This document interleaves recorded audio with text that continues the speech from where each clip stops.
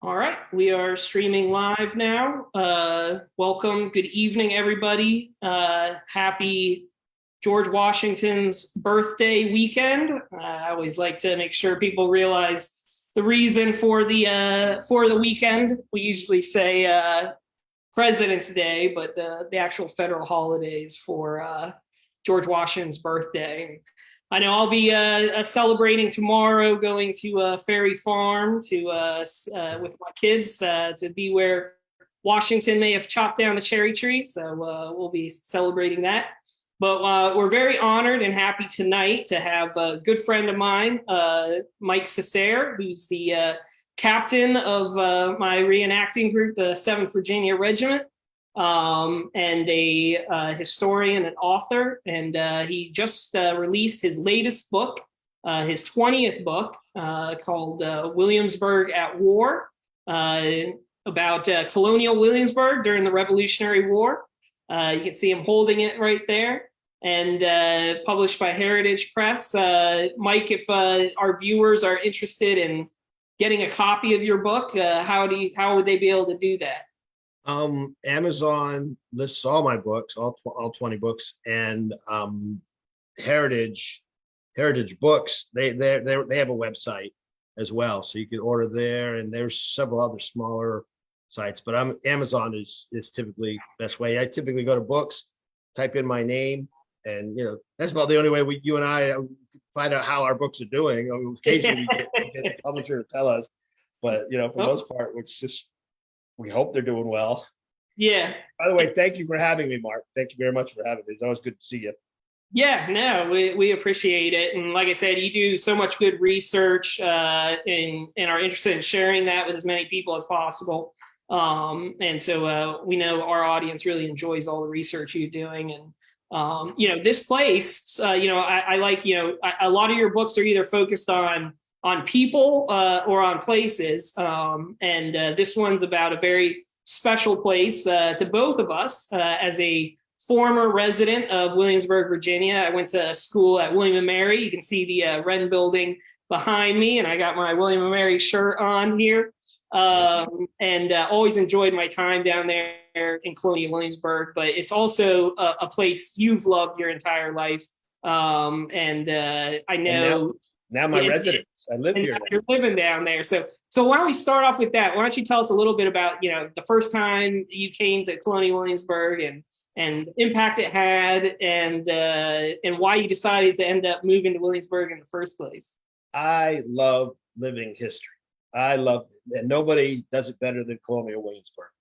And to have an entire town, and so many historic buildings that have been either restored or recreated is magical. And I walk my dog there almost every day, and I visit there, and it's a place where your imagination comes alive. But I got to be honest with you, it's the interpreters that really did it for me. There are some that are still there when I first went. Patrick Henry, amazing talent. Young Mr. Jefferson now, young Mr. Washington, Mrs. Washington. They're just really fascinating. And there's more. There's a lot more. Those are the big names that most of us are familiar with. But there are just so many talented people working, not just as first-person interpreters, but as tradesfolk and stuff. And I volunteer. I've learned a lot. I work with Ed Schultz about growing tobacco.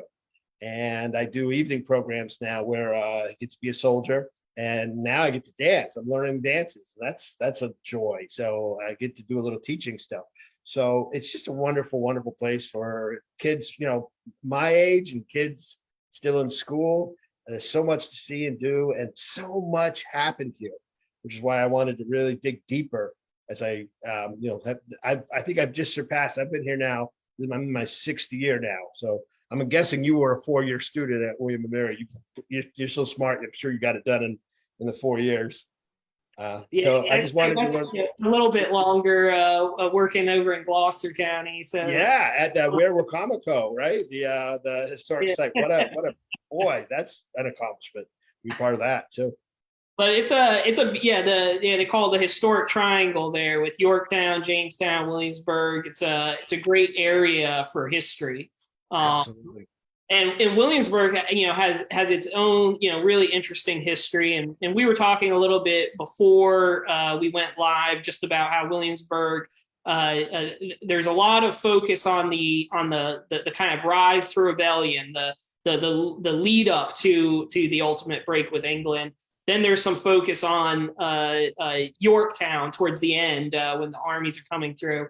But other than that, there hasn't been much written or much focused on colonial Williamsburg during the entire Revolutionary War, which I think is kind of a real hole that I think your book is going to be really helpful in filling. I hope so. That's exactly right. I couldn't find anything that addressed a lot of the really simple questions. I mean, it's really simply how did the Revolutionary War, which of course lasted 8 years, how did the war impact the capital of Virginia, Williamsburg, for most of that?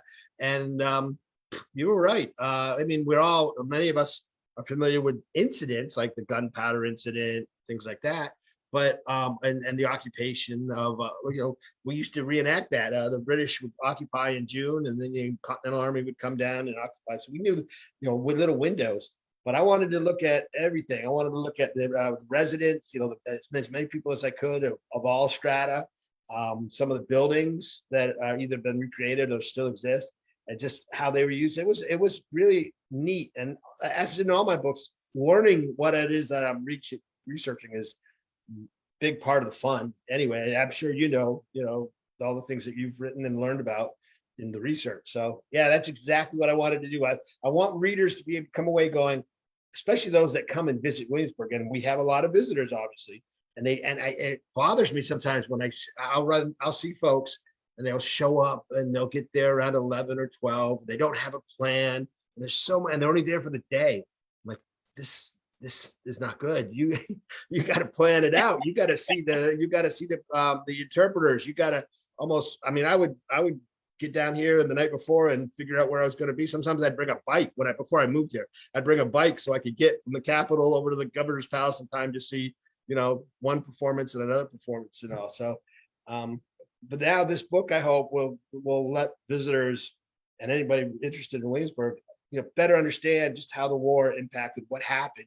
And like right behind you, and this, but most people don't know it. The armed troops that were encamped there behind the Wren building in 75, and the French in 81, they were there, and how the president's residence, which is either to your right or to your left, where you're at, that became a hospital, French hospital, burned afterwards. So I learned about all that, and then I talked about all that.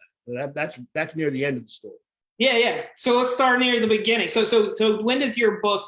When does it start? Does it start in 1775 or? Well, it does, but then it has to take a little trip back to give a little context. But I do. That's exactly it. It's like on the eve of the Revolutionary War, and we have some great research. That's the other wonderful thing about Colonial Williamsburg, the research that they've done, and a lot of it's with it just fingertips away. You just get online, their website, you go to their library, and you can access a lot of their research reports. You can access the Virginia Gazette.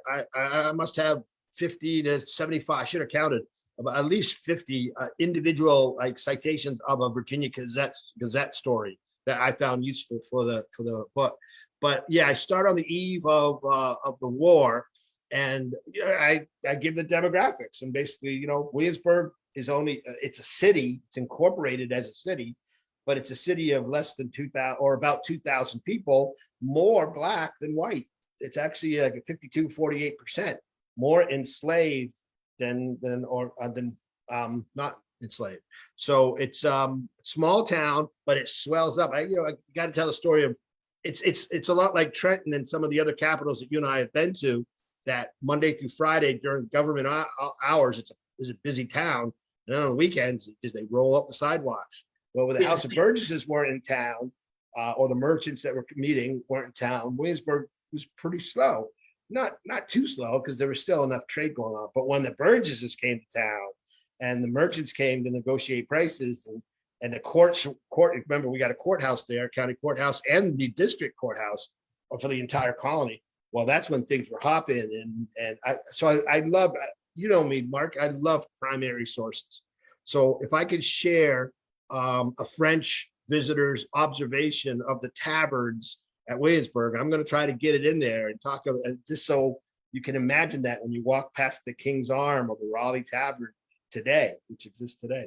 No, that's always the best when you can find their own words describing things. And like you say, I mean, that's the beauty of some place like Williamsburg, as opposed to a New York or Philadelphia or Boston, where they've all become major metropolitan cities. Williamsburg, you still kind of get that feel of a small town from that time period. So exactly, that's it.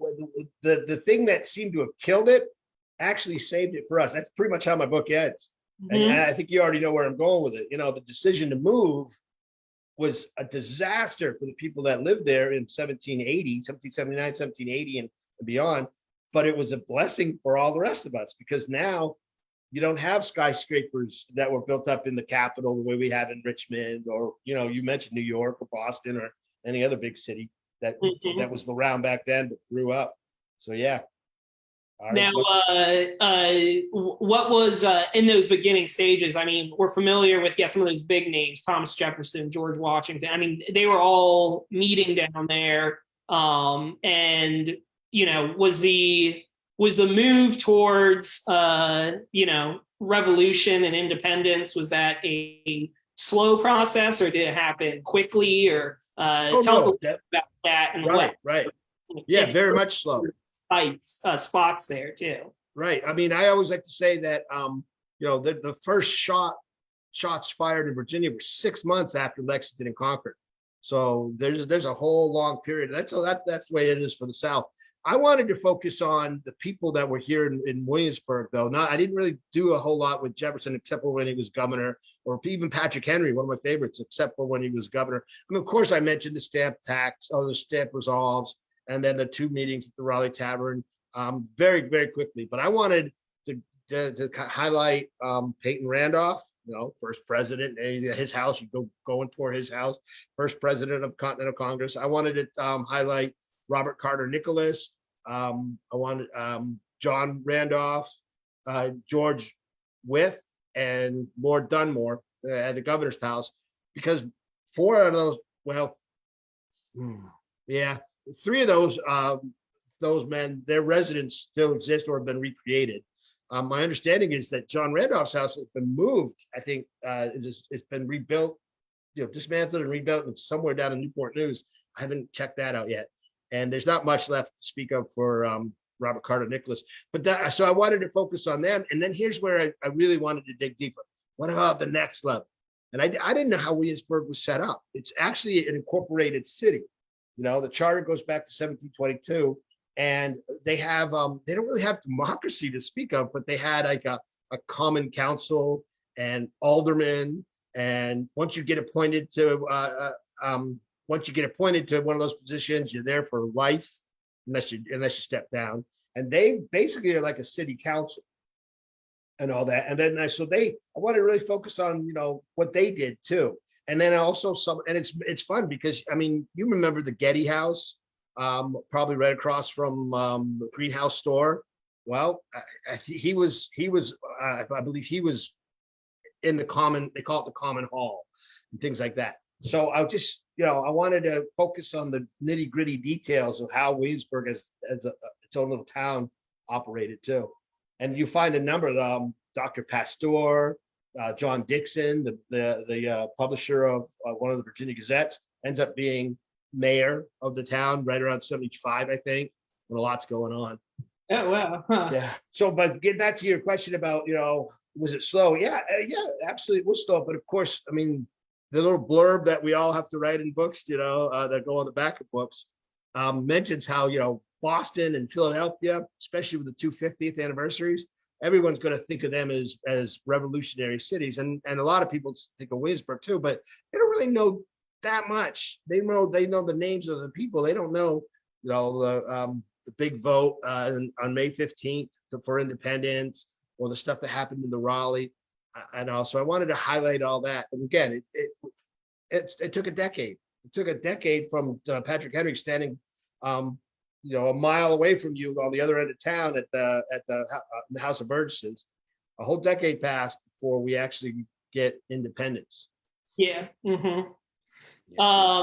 And I love you talking about, looking at the newspapers and what the town is going on, because at least in my research for like Trenton, Princeton, that was a real question of mine. What was the reaction, back in Virginia, of, the destitute status of the army. What was the, when they hear news of all these battles, whether losses, and then of course the victories, Right. what's the response? What are people saying in the newspapers? Well, I got one for you. Actually, when the news of Saratoga arrived, right? Battle of Saratoga arrived, it reached Virginia in November, and it was greeted with a lot of excitement and a big ball, a big dance.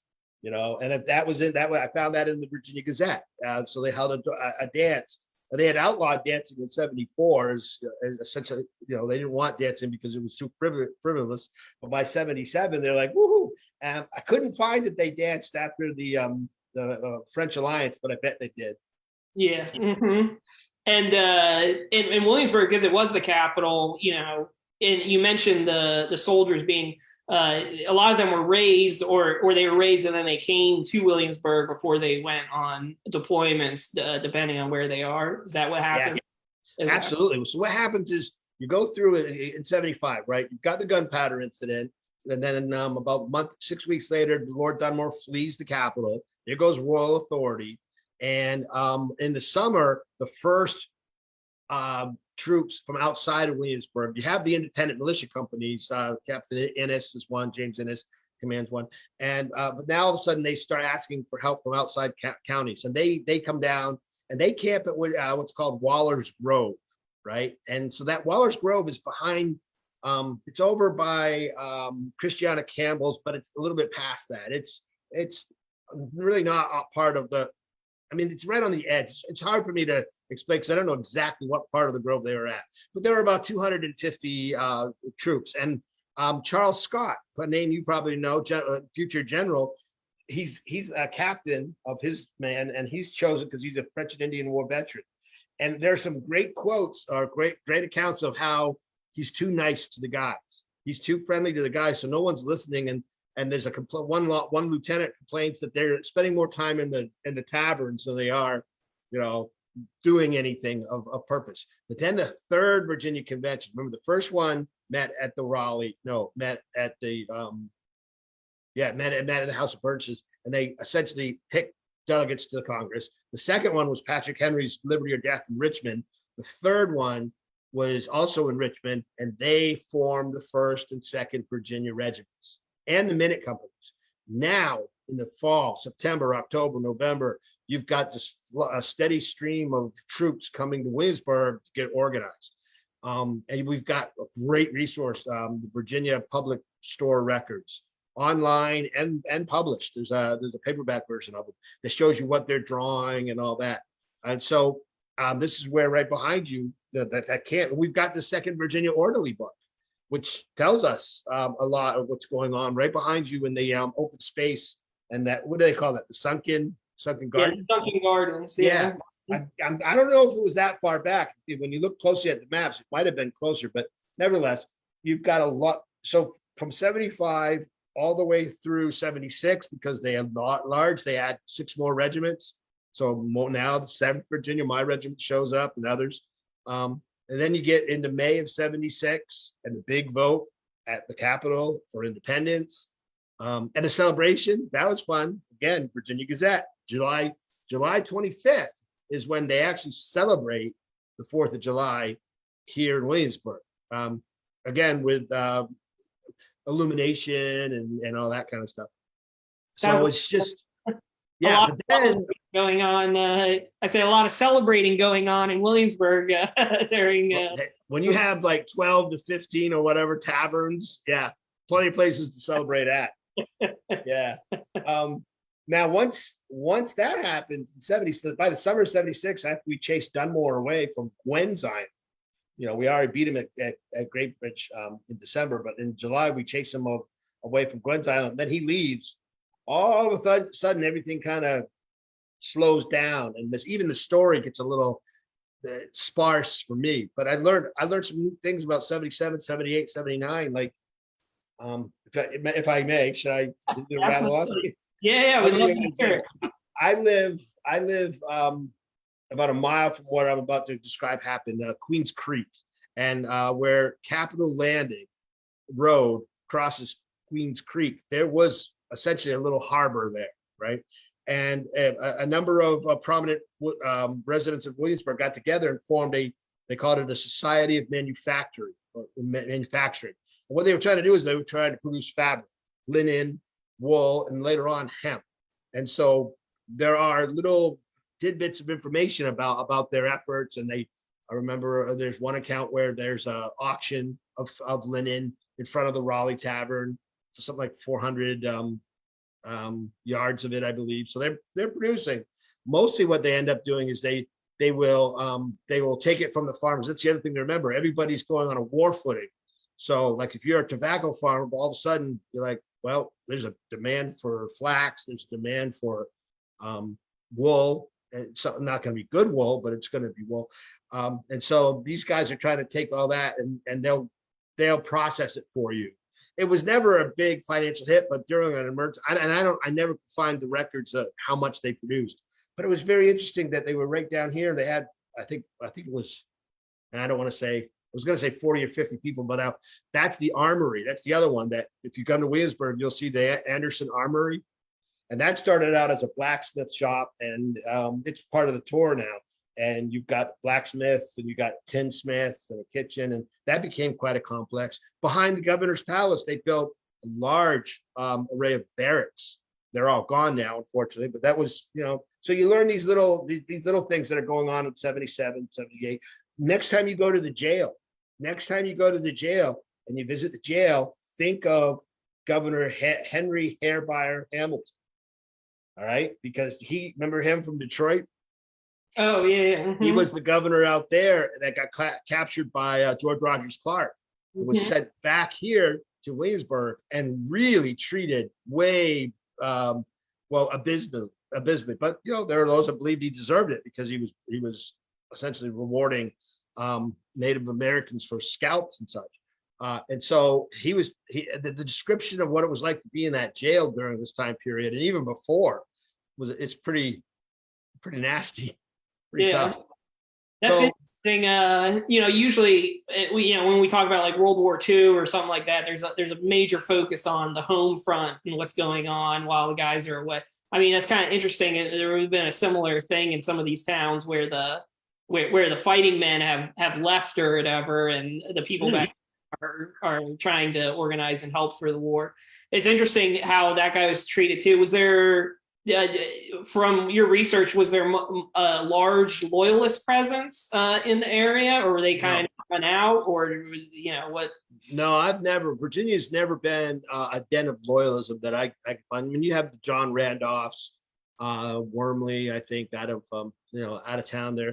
So there are some, obviously, but I suppose, wait a minute, isn't there a unit out of the Queen's Oil? Yeah, Dunmore tried to raise some, but right there, there's good evidence right there. He wasn't very successful, and then he turned to offering freedom to runaway slaves, rebels. Remember that he's not giving freedom to runaway slaves of loyalists and all. I guess they're just expected to fight as it is. So there really wasn't. Now there was war fatigue as we went on, and there was unrest up, I think, in the northwestern counties of Virginia, especially when as they started to draft more and more. I didn't really get into that in this book. That's stuff I've come across elsewhere. Yeah, interesting. But yeah, so it's there must have been a couple scares. I mean, one of the things I know at William and Mary, the college company, historic college company that was formed up by some of the students in response to when Howe's going up the Chesapeake on his way in the 77. Yep.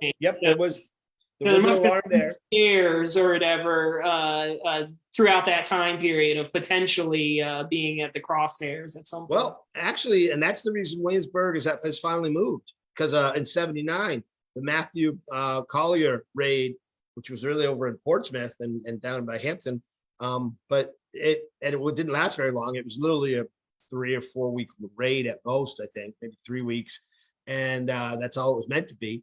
But it alarmed Williamsburg, and there were enough people. Also, remember the direction, the orientation of Virginia was heading west anyway, and they had already tried to move the capital somewhere other than Williamsburg before, but this was the final straw. When they realized how hard it would be to defend, you got 2 rivers that the British Navy could sail up to attack.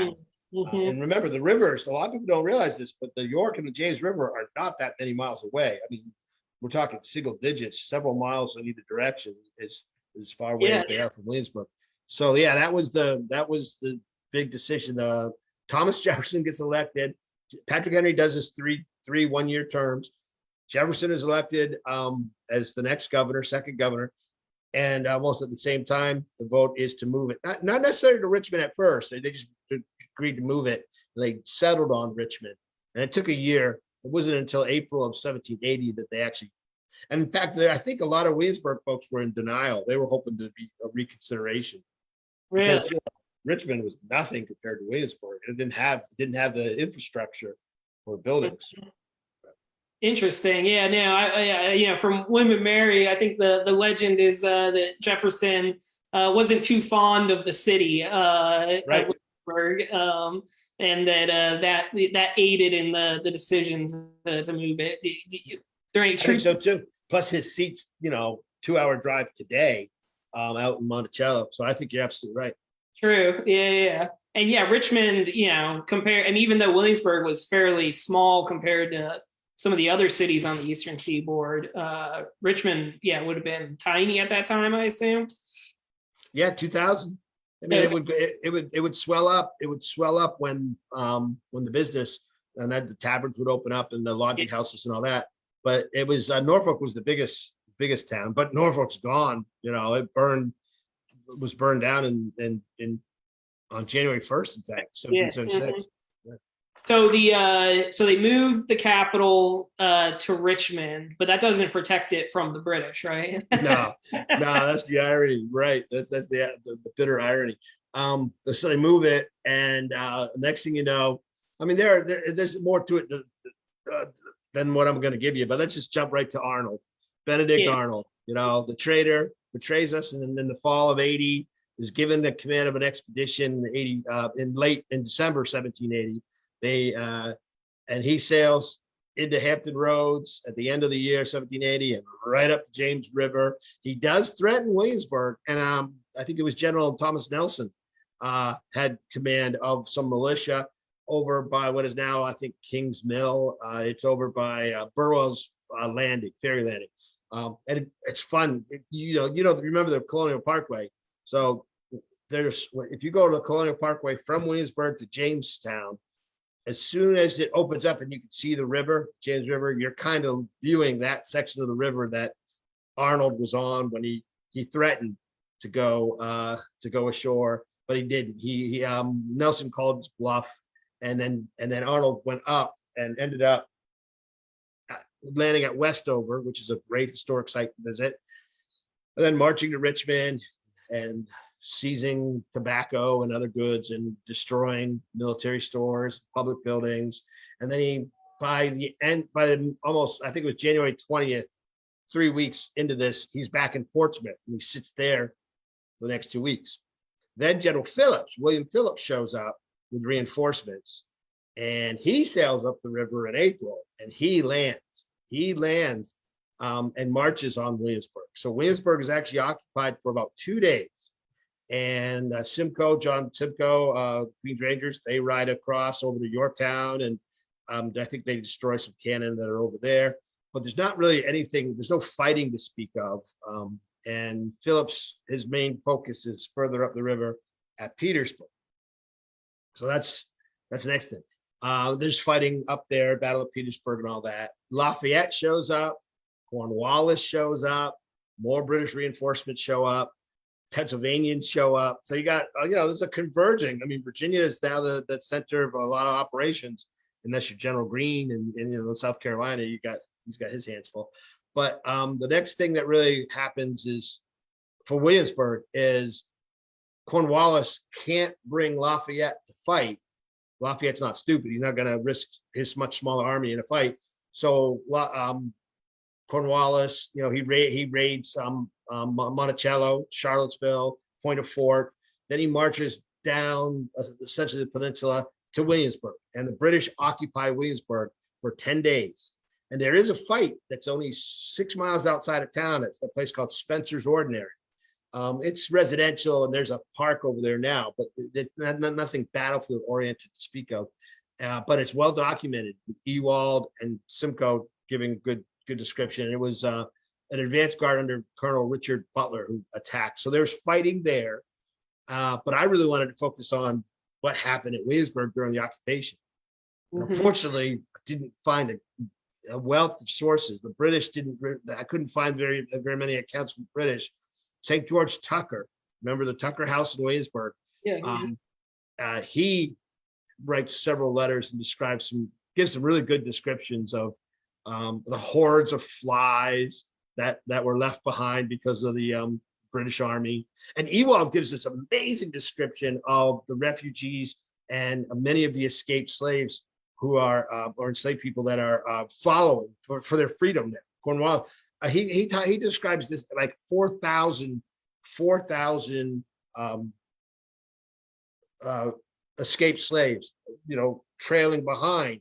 And I think I have it in there, but I believe he makes a reference that every British soldier basically had a servant or enslaved person being a servant for them for a while. And he described it as an Arabian horde, is what Ewald said, because it was just, and he said they couldn't, there's just so many. Remember, you got to think about numbers. The town is 2,000. It's built to handle 2,000. Now you've got, I don't know, Cornwallis had maybe 6,000 men plus another 4,000 people, civilians following them. They're not going to be able to last very long, and those people aren't being fed by the British Army either. They got to find their own food. So Colonial Williamsburg does a really good job of talking about the decisions that some of the enslaved people had to make or made, or opportunities or not. The Randolph House, for instance, some of the people there fled. So yeah, it's neat when they left. That just gets you to the summer of '81, and there's still, the whole fall Yorktown campaign. Yeah. What I mean, just about those 4,000. What happened to them?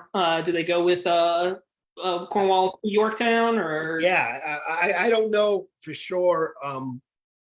The way I remember it is, and again, Ewald is a really good source on this. They remember, because Cornwallis is going to go to Portsmouth. He's got to cross at Green Spring, and there's a big battle over at Jamestown called Battle of Green Spring. So that's a good question. Do those people get transported across? I don't know what happens to them. So I honestly would like to know more about that. But I do know that later on, when they're at Yorktown and they're trapped, the British are trapped at Yorktown, Ewald writes very sympathetically about these poor, wretched creatures, is the way he describes them, who are caught between the British, who don't want them in town anymore because they can't feed them, and the disease that's spreading, going rampant. So they force these poor people out of the town earthworks, and they don't want to go back to the Americans because, number one, they're going to be re-enslaved in many cases and punished. So they're trying to live in no man's land. And you've been to Yorktown plenty of times, and you can imagine how hard that would have been to do. Yeah. So there's an article there, at least, that talks that ought to be done, ought to be written about that. Yeah, no, I mean, I think it's a real tragic part of the war, because I know especially what happened to the ones that followed Dunmore and then end up at Gwen's Island, and a lot of them, of course, catch disease and the disease, and the descriptions of what they left unburied, bodies floating on a regular basis every day, because that was 6 weeks of stalemate there. Yeah. But yeah, no, I mean, yeah, you think 10,000 people descending in the middle of Williamsburg that summer. And that's why, going back to snapshot of, that was why that event they used to do at Colonial Williamsburg under the red coat every year, kind of to try and bring some of that perspective of what it must have been like for this town that, Oh yeah. is Absolutely. It's great. Now for us, we don't get there to Williamsburg. We used to follow up under the red coat ourselves, the American side, continental side, in July, but that's really not very accurate. We should have been there, and we did go there with Prelude in September, October. It used to be September until the 225th of Yorktown. And then we reoccupied, and there's a lot going on again right behind you. But I got to give your William and Mary students a shout out here, because I forgot to mention there is a skirmish when Cornwallis occupies Williamsburg in June. I think that's the account of a little ambush by some William and Mary students, somewhere probably over at the deli that you used to like to frequent, or somewhere over there nearby, not that far from you, behind you. Yeah, no, I think it's the I think it was when Phillips was there. And during the 2 days. Yeah. And because in my research, when I was at William and Mary, there's an account of them, basically taking some pot shots. Yeah, that's the way I describe it. And then when they form up, they disappear or whatever. But listen, you go to the Library of Congress website and you go to you type in maps, and then you type in, say, Virginia 1781 or something. You'll see some amazing maps. And boy, oh boy, I mean, the layout of William and Mary. I don't know it so well, and so I was trying to do Google Maps and the other. But where the Americans camped, where the French camped, for the most part, was all on the campus of William and Mary, and a little bit of some of it on the other side of I guess the east side or the north side of Richmond Road. But most of it was, behind you and over your left shoulder, diagonal, all the way to the lake. What's that lake? Matoka something? Yeah. Mm-hmm. Yeah. But you're right. I mean, and that's always, when I found out about that small, and it was only a few shots or whatever. But I thought that'd be a great comment. Somebody should put a small plaque up there that denotes some sort of action, or at least a school should take some sort of pride in that. But the school does have back on the back of the Sun Guards, there's a plaque that was put up during the bicentennial to note it. But that's one of the things that, I just hope, through all this kinds of research and stuff, that people can understand, the places on the ground where all this stuff happened that we talk about or read about in books. So I think that's pretty cool. Walking in their footsteps, right? Yep. So, all right. So the British leave, and then, that was 10,000 people. How many people show up that fall when in Williamsburg with the French and the Americans? They come in spurts. The Lafayette first goes in, and then he's reinforced. The French show up, and then Washington comes up. Remember, he doesn't have a lot of men with him. Washington, Rochambeau. They mostly have cavalry, and then most of the other men that come down the Chesapeake by boat, by ship, they don't go to Williamsburg. They land. So I'm guessing 6,000 or 7,000 are encamped in Williamsburg that fall. Which is, again, some of the Williamsburg residents were probably thrilled with that, because the capital had moved on. So this is a little bit, especially the French with some of their money. You get some good diary accounts from the Pennsylvania Continentals that are there with Lafayette. And then they talk about because they're there for about 2 weeks, 2 or 3 weeks. Oh, and there's a wonderful account of when Washington shows up. He pretty much comes down Route 60, and with the modern day Route 60 now. And he catches, I think, the French by surprise, but everybody's scrambling to greet him and all. And then remember, they're there. He's only there for about 2 weeks, getting organized, waiting for the rest of the troops and the artillery and all the other baggage to come by ship. And then they march out on September 28th. They leave Williamsburg. They basically shift from where you are. Before that, they shift to the other side behind the Capitol, over by what I always call the quiet side of Williamsburg. And you can follow Penniman Road. If you follow Penniman Road, that essentially is historic, largely a historic trace of the road. It's all paved over in this residential areas. But that'll take you over to the water park area and all that. And then can't go any further because there's naval property and all that. But yeah, the route will take you right to Yorktown. Now, Well, here's something I bet you didn't know, and a lot of people I don't think knew. Washington leaves 800 troops behind to guard Williamsburg. He's worried, and of course there are medical people here too. But it's mostly he admits that he doesn't identify the troops, but he says he had to leave 800 troops behind because he was afraid the British would sail up to York and then up Queens Creek and attack and muddle his logistics, his supplies. oh yeah, huh, interesting. Yep. Yeah, no, and it's interesting that you say like all the guys that go down, and it's interesting because just a couple months ago, me and Rob Orson, we went to Head of Elk, where they loaded up or a large portion of Washington's army loads up and takes the boats down. Do you know where they ended up landing, or because you said they didn't go? The first French I think landed at Jamestown Island. Okay. Others landed at Burwell's Ferry. And I believe some of the bigger cannon landed further down the river. Maybe somebody watching can correct it, down closer toward Newport News, which wasn't Newport News then, but it was more direct toward Yorktown. The Green Book on Yorktown probably tells us, is it Jerome Green? That's an amazing book. That is a great one.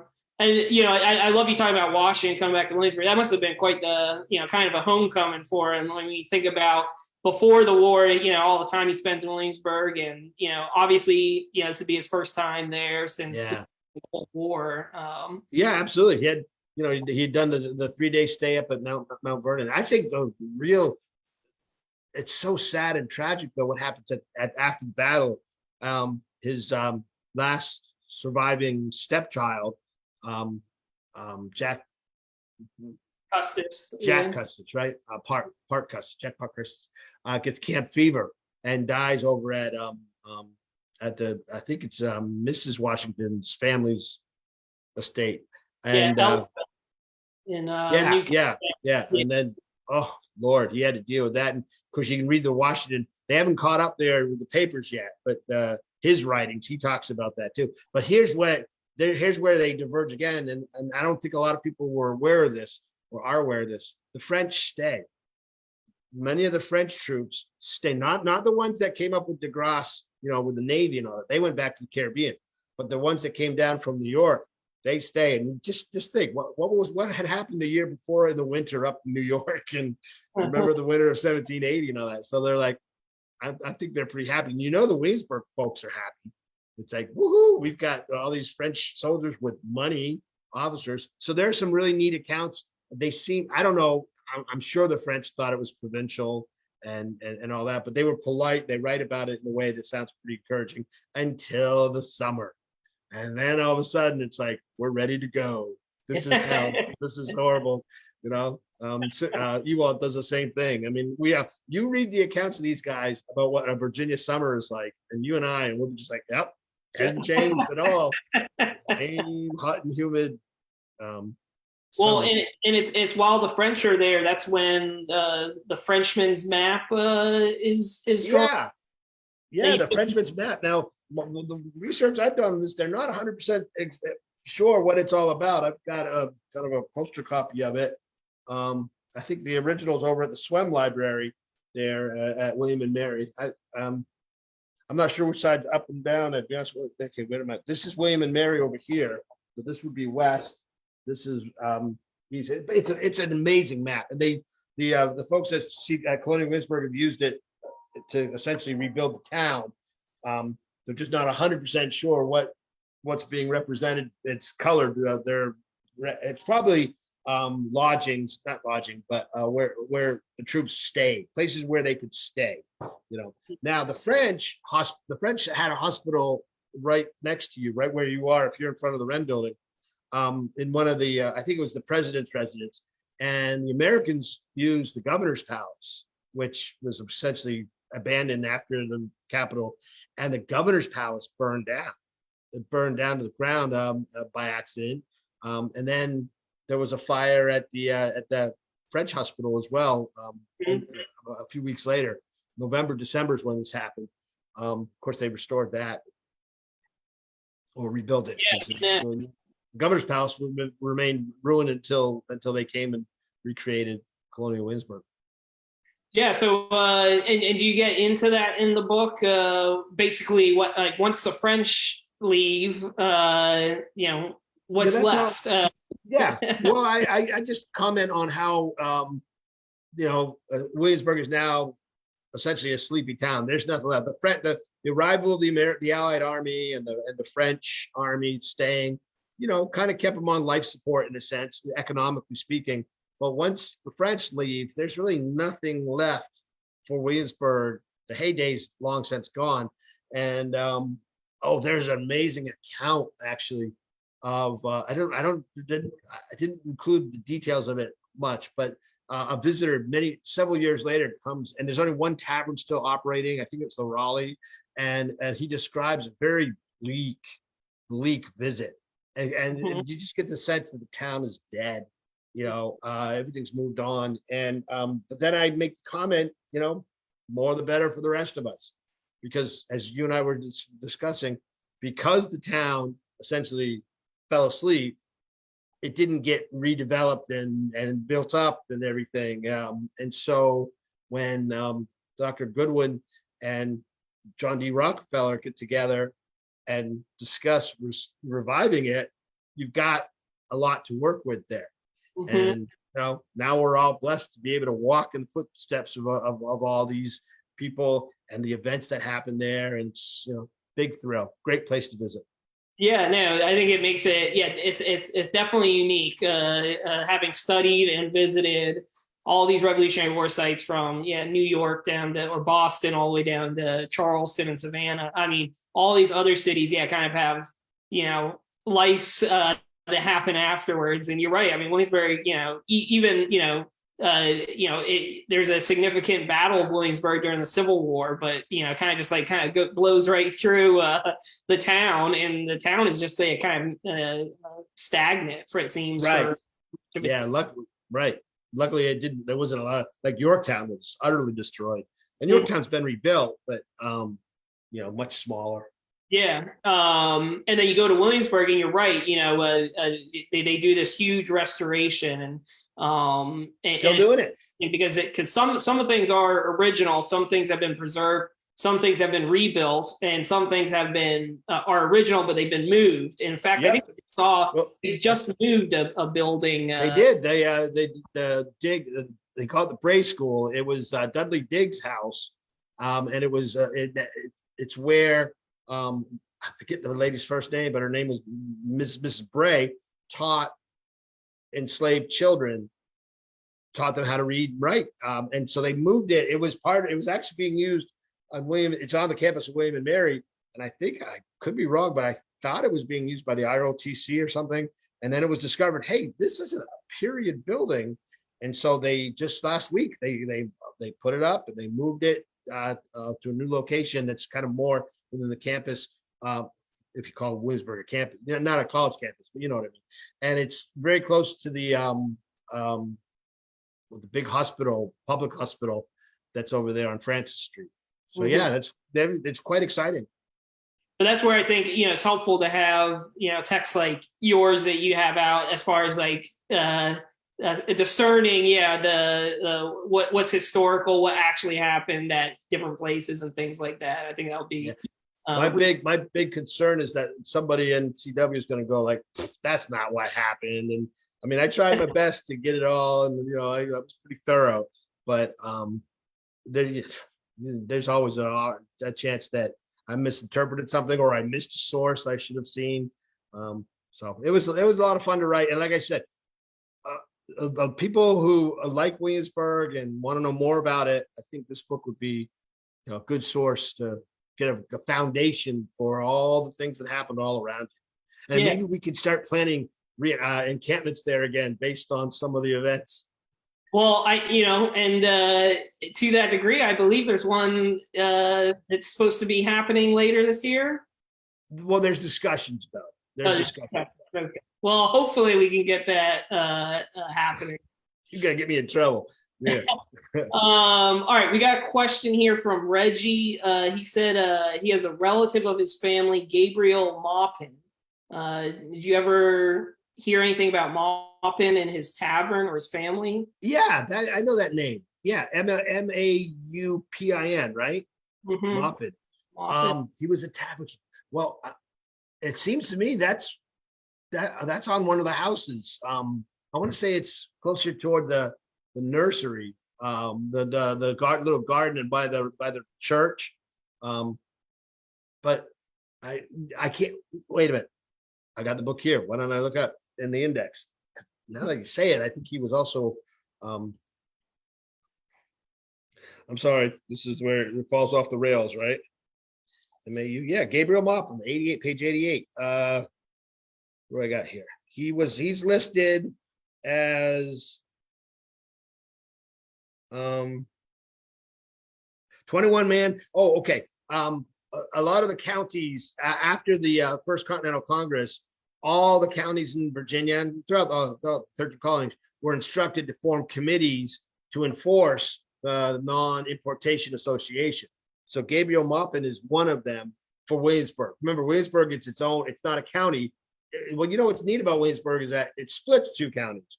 Duke of Gloucester Street, if you're on the north side, you're on the York County side. If you're on the south side, you're on the James City County side. But Williamsburg itself is also its own little entity. And yeah, Gabriel Maupin was one of the 21 men selected in October 1774 to enforce the First Continental, the Non-Importation Association. Yeah. Okay. We also got a question from Robert Ryan. How was Williamsburg during the War of 1812? Were there any British raids there near? No, not so much. Williamsburg was a non-entity to the British by then. There's plenty of action down near Hampton, Portsmouth, the whole Chesapeake Bay, Hampton Roads area. I'm not an 1812 scholar by any sense, but I can assure you that there was no interest in Williamsburg because by then it was brain dead in a sense. There was like nothing going on there, and they were much more when the British. My understanding is when the British came, they were much more interested in Washington D.C. They wanted revenge for the burning of York, Canada. That's my understanding. I could be wrong. But yeah. So Williamsburg, 1812. As far as I know, there was nothing of value that was strategically or symbolically there. Yeah. All right. And I got one more question for you. Somebody's coming to Williamsburg. They got 3 hours. What are they supposed to see? Where do they go? What do they do? Oh, 3 hours. Oh boy, that's a tough one, Mark. Maybe if you can get a carriage ride, at least you get to see a lot of places. I would make a priority. I'd see who's speaking and in their time frame. If anybody's speaking down at the they call it the coffee house. I think there's a coffee house stage. A lot of the first person characters, and they are absolutely all amazing. So you see any of them. I've got my favorites, but if you get a chance to see one of them, either sometimes they're behind the governor's palace, but usually they're down by the coffee house. I would recommend that. It's always fun to tour the rebuilt Capitol. You get to be in the House of Burgesses itself and the courthouse. Very good tour. The Raleigh Tavern. If you get a chance to go to the Raleigh Tavern, do it. And of course, the governor's palace is probably the crown jewel, but that's on the other end of town. And I don't know if you have enough time in the 3 hours. If you're somebody that likes the trades, there's all kinds of neat shops. And I think now, come March, we'll be firing on all. CW will be firing on all cylinders again. It's COVID obviously had a big impact on a lot of operations, but and come over and see me. I'm over at the Ewing Field. I can't miss it. We got a farm field and a gigantic windmill that I know nothing about. So don't ask me anything about the windmill, but I'll tell you all you want to know about tobacco and 18th century farming. You volunteer down there? Yeah, I volunteer when I can there. then I work night programs when I can too. Okay, great. Well, yeah, we'll definitely have to check that out. And if anybody's interested in checking out Mike's book, you can head over to Amazon, look up Michael Cecere, Williamsburg at War, learn all about the colonial Williamsburg during the Revolutionary War. But thank you, Michael, for coming on with us and chatting with us tonight. Appreciate it. And hopefully we'll have you back on again soon. Thank you, Mark. It was fun. It was a pleasure.